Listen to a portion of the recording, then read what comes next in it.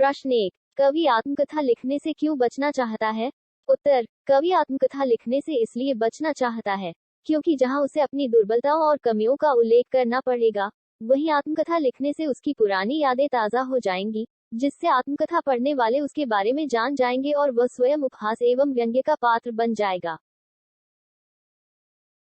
प्रश्न 2। आत्मकथा सुनाने के संदर्भ में अभी समय भी नहीं, कवि ऐसा क्यों कहता है? उत्तर। आत्मकथा सुनाने के संदर्भ में अभी समय भी नहीं है, यह इसलिए कहता है कि अभी उसने अपने जीवन में ऐसी कोई महान उपलब्धि प्राप्त नहीं की है जिसे दूसरे को सुनाया जा सके। वह अपनी व्यथाओं को भुलाने का प्रयास कर रहा है। अभी उसकी वेदना व्यथाएं भी सोई हुई शांत पड़ी हैं, उन्हें वह फिर से हरा करने का इच्छुक नहीं है। प्रश्न 3। स्मृति को पाथेय बनाने से कवि का क्या आशय है? उत्तर। स्मृति को पाथेय अर्थात रास्ते का भोजन या सहारा या संबल बनाने का आशय यह है कि कवि अपने बीते जीवन की मधुर एवं सुखद स्मृतियों के सहारे ही जीना चाहता है।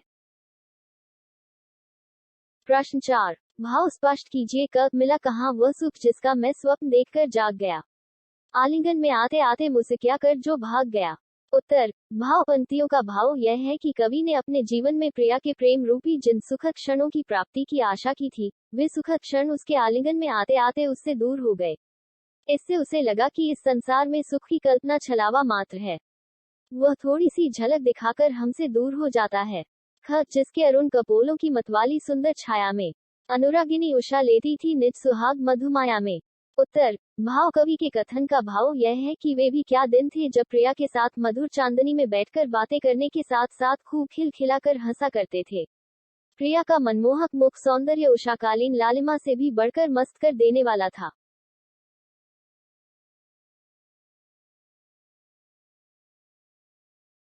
प्रश्न 5। उज्ज्वल गाथा कैसे गाऊं, मधुर चांदनी रातों की कथन के माध्यम से कवि क्या कहना चाहता है? उत्तर। कवि इस कथन के माध्यम से यह कहना चाहता है कि निजी प्रेम के मधुर क्षण सबके सामने कहने के लिए नहीं होते हैं, क्योंकि दाम्पत्य प्रेम की कहानी व्यक्ति की निजी संपत्ति होती है, इसलिए आत्मकथा में उन क्षणों के बारे में कुछ लिखना अनावश्यक है। वैसे भी उसका दाम्पत्य जीवन पूरी तरह सफल नहीं रह पाया। प्रश्न 6। आत्मकथ्य कविता की काव्य भाषा की विशेषताएं उदाहरण सहित लिखिए। उत्तर। आत्मकथ्य कविता की काव्य भाषा की विशेषताएं निम्नलिखित हैं। कविता की भाषा शुद्ध साहित्यिक खड़ी बोली है। इसमें तत्सम शब्दों की प्रधानता है, जैसे इस गंभीर अनंत नीलिमा में असंख्य जीवन इतिहास। कविता में संकेतों और प्रतीकों के माध्यम से भावों की सशक्त अभिव्यक्ति हुई है, जैसे तुम सुनकर सुख पाओगे, देखोगे यह गागर रीति। कविता की भाषा में छायावादी शैली का प्रयोग किया गया है, जैसे उज्ज्वल गाथा कैसे गाऊं, मधुर चांदनी रातों की प्राकृतिक उपमानों का बहुलता से प्रयोग किया गया है, जैसे पत्तियां, नीलिमा, चांदनी रात आदि। अलंकारों का सहज प्रयोग भी सुंदर है, जैसे मेरी मौन अनुप्रास, ई थकी सोई है मेरी मौन व्यथा, मानवीकरण अरी सरलता तेरी हंसी उड़ाऊं मैं, मानवीकरण। प्रश्न 7। कवि ने जो सख का स्वप्न देखा था उसे कविता में किस रूप में अभिव्यक्त किया है? उत्तर। मिला कहाँ वह सुख जिसका मैं स्वप्न देखकर जाग गया?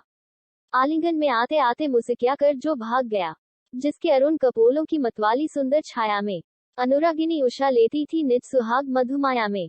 कवि ने अपनी प्रेमिका को आलिंगन में लेने का सुख देखा था, जो आलिंगन में आते आते उससे दूर भाग गया।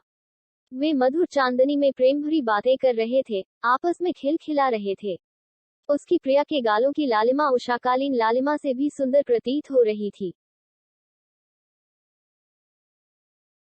प्रश्न 8। इस कविता के माध्यम से प्रसाद जी के व्यक्तित्व की जो झलक मिलती है, उसे अपने शब्दों में लिखिए। उत्तर। इस कविता के माध्यम से प्रसाद जी के व्यक्तित्व की जो विशेषताएं हमारे सामने आती हैं, वे इस प्रकार हैं। आए विनयशील छायावादी कवि प्रसाद अत्यंत सरल स्वभाव के विनम्र कवि थे। वे महान कवि होते हुए भी बड़प्पन की भावना से कोसों दूर थे, इसीलिए वे अपने आप को दुर्बलताओं से घिरा भोला सरल इंसान कहते थे। इससे उनकी विनम्रता स्पष्ट होती है। गंभीर और मर्यादित प्रसाद जी गंभीर और मर्यादित कवि थे, इसीलिए वे अपने जीवन की छोटी छोटी बातों को प्रचारित नहीं करना चाहते थे और न निजी जीवन की दुर्बलताओं और अपने प्रेम की बातों को किसी के सामने उद्घाटित करना चाहते थे। सरल स्वभाव के धनी प्रसाद जी सरल भोले स्वभाव के धनी कवि थे। उन्होंने अपनी सरलता को कभी नहीं त्यागा। उनके मित्रों द्वारा छल कपट किए जाने पर भी वे अपने स्वभाव की सरलता से दूर नहीं हुए। एव संघर्षशील प्रसाद को अपने पारिवारिक जीवन में अनेक आघात झेलने पड़े। दाम्पत्य जीवन कष्टों से घिरा रहा। संपन्न परिवार में जन्म लेकर भी अभावों से जूझना पड़ा, परंतु वे जीवन भर संघर्षशील बने रहे। प्रश्न 9। आप किन व्यक्तियों की आत्मकथा पढ़ना चाहेंगे और क्यों? उत्तर, हम महान, कर्मठ, त्यागी और देशभक्त व्यक्तियों की आत्मकथा पढ़ना चाहेंगे, क्योंकि उनकी आत्मकथा पढ़कर ही यह जान सकते हैं कि वे अपने जीवन में महान, कर्मठ, त्यागी और देशभक्त कैसे बने। उनका अनुकरण करके ही अपने व्यक्तित्व को उन जैसा बना सकते हैं। प्रश्न 10। कोई भी अपनी आत्मकथा लिख सकता है। उसके लिए विशिष्ट या बड़ा होना जरूरी नहीं। हरियाणा राज्य के गुड़गांव में घरेलू सहायिका के रूप में काम करने वाली बेबी हालदार की आत्मकथा आलू अंधारी बहुतों के द्वारा सराही गई। आत्मकथात्मक शैली में अपने बारे में कुछ लिखिए। उत्तर, मैं एक सामान्य कृषक परिवार का बालक हूँ। घरेलू परिस्थितियों के कारण मैं बचपन से ही पिताजी के साथ कृषि कार्य में उनका हाथ बटाता आया है, इसलिए मुझे कल का मुंह देखने का अवसर प्राप्त न हो सका। अब हमारे पिताजी की आर्थिक स्थिति सुधर गई है। उन्होंने अन्य स्कूल जाते हुए बच्चों को देखकर मुझसे भी पढ़ाई करने के लिए कहा। उनके कहने पर मेरे मन में पढ़ने की छिपी भावना जाग उठी। अब मैं घर पर ही पढ़ने लगा हूँ और अगली साल सीधे 8वीं की परीक्षा दूंगा और सभी को उत्तीर्ण होकर दिखाऊंगा, क्योंकि मैं समझ गया हूँ कि पढ़ाई जीवन के लिए कितनी आवश्यक है।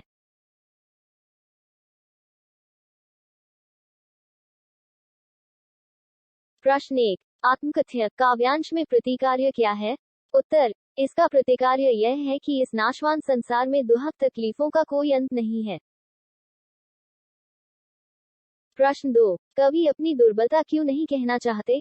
उत्तर, क्योंकि लोग उन दुर्बलताओं का उपहास उड़ाते हैं, इसलिए नहीं कहना चाहते हैं।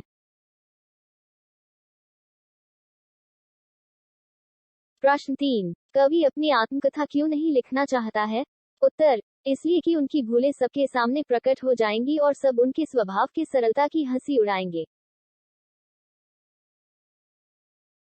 प्रश्न 4। थके पथिक की पंथा किसके लिए प्रयुक्त हुआ है? उत्तर, यह कवि जयशंकर प्रसाद के लिए प्रयुक्त हुआ है, क्योंकि जीवन पथ की कठिनाइयां झेलते झेलते वह थक चुका है। प्रश्न 5। कंथा से क्या तात्पर्य है? उत्तर, कंथा का अर्थ गुदड़ी है, जो निर्धनता का प्रतीक है। कवि का जीवन भी गुदड़ी के समान नगण्य है। प्रश्न 6। थकी सोई है मेरी मौन व्यथा पंक्ति का क्या आशय है? उत्तर, इसमें कवि कहते हैं कि मेरी व्यथाएं, कठिनाइयां, परेशानियां सब थक कर मौन हो चुकी हैं। प्रश्न 8। आत्मकथ्य कविता सर्वप्रथम कौन सी पत्रिका में प्रकाशित हुई? उत्तर, पहली बार 1932 में हंस के आत्मकथा विशेषांक में प्रकाशित हुई। प्रश्न 7। जयशंकर प्रसाद की काव्य कृतियों के नाम बताइए। उत्तर, चित्राधार, कानन कुसुम, झरना, आंसू, लहर आदि काव्य कृतियां हैं। प्रश्न 9। कवि जयशंकर प्रसाद कौन सी काव्य धारा के प्रमुख कवि माने जाते हैं? उत्तर, कवि जयशंकर प्रसाद छायावादी काव्य धारा के प्रमुख कवि माने जाते हैं। प्रश्न 10। प्रसाद जी को आत्मकथा लिखने के लिए किसने आग्रह किया? उत्तर, प्रसाद जी के मित्रों ने उन्हें आत्मकथा लिखने का आग्रह किया। प्रश्न 1। आत्मकथ्य कविता में कवि जयशंकर प्रसाद ने जीवन के यथार्थ एवं अभाव पक्ष की जो मार्मिक अभिव्यक्ति की है, उसे अपने शब्दों में लिखिए। उत्तर, कवि जयशंकर प्रसाद ने बताया कि कोई भी व्यक्ति अपने जीवन के यथार्थ को प्रकट नहीं करना चाहता है। अपनी भूलों और प्रवंचनाओं को व्यक्त करने में हीनता की अनुभूति होती है। उज्ज्वल गाथा तो सभी कह लेते हैं, परंतु मेरे जीवन सुख के क्षण मुझसे सदा दूर ही रहे। मेरी प्रिया भी मुझसे शीघ्र बिछुड़ गई थी। अब तो केवल स्मृतियां शेष हैं और मेरी व्यथा कथा भी मन पड़ गई है। प्रश्न 2। आत्मकथ्य कविता में कवि प्रसाद ने महान कवि की विनम्रता किस प्रकार व्यक्त की है? उत्तर, प्रस्तुत कविता में प्रसाद ने अपनी विनम्रता व्यक्त करते हुए कहा है कि मेरा जीवन अनेक दुर्बलताओं से घिरा रहा है। मेरी कथा सामान्य व्यक्ति की जीवन कथा है। इस छो कथा को अपनी महानता बताकर कुछ लिखना अच्छा नहीं लग रहा है। प्रश्न 3। मुरझाकर गिर रही पत्तियां क्या संदेश देती हैं? उत्तर, मुरझाकर गिर रही पत्तियां यह संदेश देती हैं कि मानव जीवन क्षणिक और निराशाओं से पूरित है। इसमें व्यक्ति की वेदनाओं का कहीं भी अंत नहीं है। इसलिए अपनी दुर्बलताओं और असफलताओं को सुनाकर दूसरों को हंसने का मौका नहीं देना चाहिए। प्रश्न 4। असंख्य जीवन इतिहास से कवि का क्या आशय है?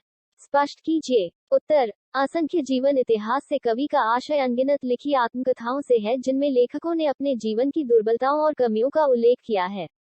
भले ही आत्मकथा लेखक की कमजोरियों और कमियों को पढ़कर ज्यादातर लोग व्यंग्य एवं उपहास करते हैं। प्रश्न 5। कवि अपनी आत्मकथा क्यों नहीं लिखना चाहता? उत्तर। कवि अपनी आत्मकथा इसलिए लिखना नहीं चाहता क्योंकि आत्मकथा लेखन में जीवन की घटनाओं का सही वर्णन करना पड़ता है। कवि के जीवन में दुहक ही दुहक है, असफलताएं और कमजोरियां हैं, उन्हें कहना अपना उपहास उड़ाना है।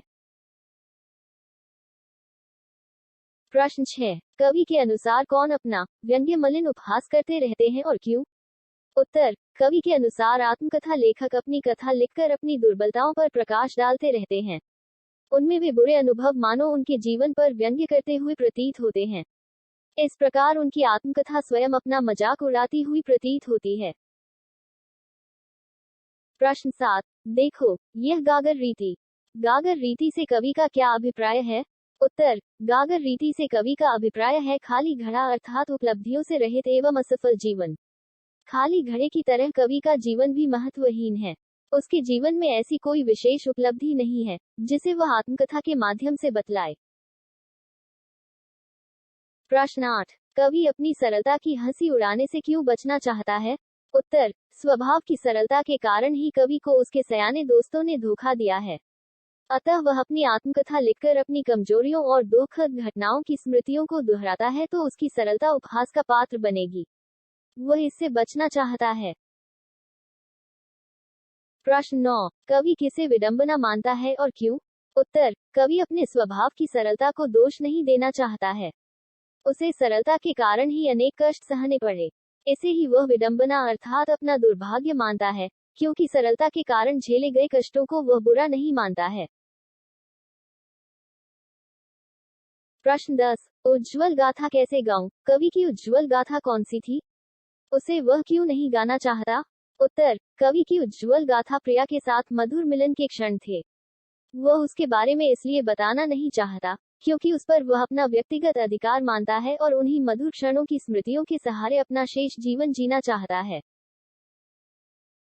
प्रश्न 11। कवि को कौन सा सुख नहीं मिल पाया और क्यों? उत्तर। कवि को वह सुख नहीं मिल पाया जिस सुख का स्वप्न देखकर सोते से वह जाग गया था, क्योंकि जिस प्रिया रूपी सुख को पाने के लिए उसने अपनी बाहों को आगे बढ़ाया, वह प्रिया रूपी सुख मुस्कुराकर उससे दूर भागता रहा। प्रश्न 12। कवि ने अपने आप को थके पथिक क्यों कहा है? उत्तर। कवि ने अपने आप को थके पथिक इसलिए कहा है कि वह अपने जीवन में अनेक संघर्ष करते और कष्टों को सहते सहते थक गया है। जीवन पथ पर निरंतर आघात सहते रहने से वह थककर चूर हो गया है।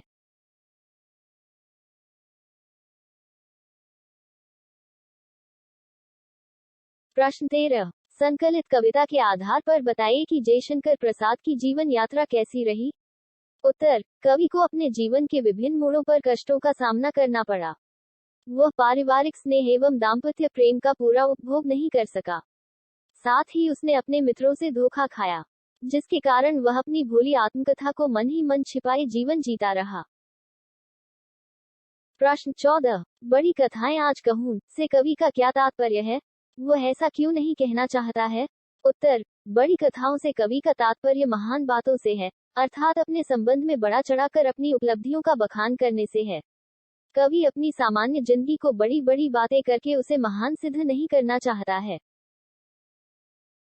प्रश्न 15। सुनकर क्या तुम भला करोगे मेरी भोली आत्मकथा, कवि ने ऐसा क्यों कहा है? उत्तर। कवि का जीवन अनेक आघातों, अभावों एवं असफलताओं से घिरा रहने से कोई उल्लेखनीय नहीं रहा।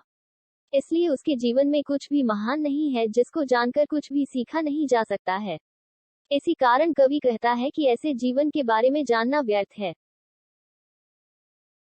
प्रश्न 16। थकी सोई है मेरी मौन व्यथा, कवि ने अपने संबंध में ऐसा क्यों कहा है? उत्तर। कवि ने अपने जीवन में अनेक कष्टों को भोगा है, इसलिए उसकी व्यथाएं दुहक झेलते झेलते थक कर मौन हो चुकी हैं। अब उसमें इतना उत्साह नहीं है कि वह अपनी आत्मकथा लिखकर उन्हें पुनः हरा कर ले। प्रश्न 1। आत्मकथ्य कविता का सार बताइए। अथवा जयशंकर प्रसाद द्वारा रचित आत्मकथ्य कविता का सार संक्षिप्त रूप में दीजिए। उत्तर। आत्मकथ्य कविता छायावादी कवि जयशंकर प्रसाद द्वारा रचित है। इसमें कवि अपने भावों की अभिव्यक्ति करता है। कवि संसार की नश्वरता पर विचार करता है कि दुखों से भरा यह जीवन नाशवान है।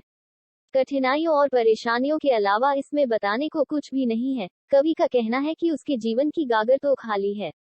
वह भला दूसरों को क्या दे सकता है। वह अपनी भूलों और दूसरों की रचनाओं को उजागर नहीं करना चाहता क्योंकि इसका कोई लाभ नहीं है। यह ठीक है कि कवि के जीवन में सुखद क्षण आए थे, जिसमें प्रेयसी के साथ हिलमिल कर समय व्यतीत किया था, पर वे क्षण कुछ ही पल टिक पाए। सुख उनके निकट आते आते चले जाते थे और कवि उन क्षणों की प्रतीक्षा ही करते रहते थे। वे अपनी प्रियतमा के सौंदर्य की भी प्रशंसा करते हैं। उसके गालों की लाली उषा के लिए भी ईर्ष्या का विषय थी, पर इन सब बातों को अब कहने का कोई लाभ नहीं है।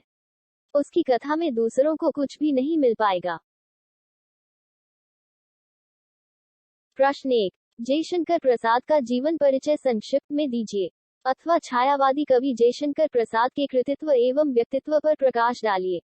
उत्तर। छायावादी कवि जयशंकर का जन्म सन 1889 में वाराणसी में हुआ। परिस्थितियां अनुकूल नहीं होने के कारण घर पर ही उन्होंने संस्कृत, हिंदी, फारसी का अध्ययन किया।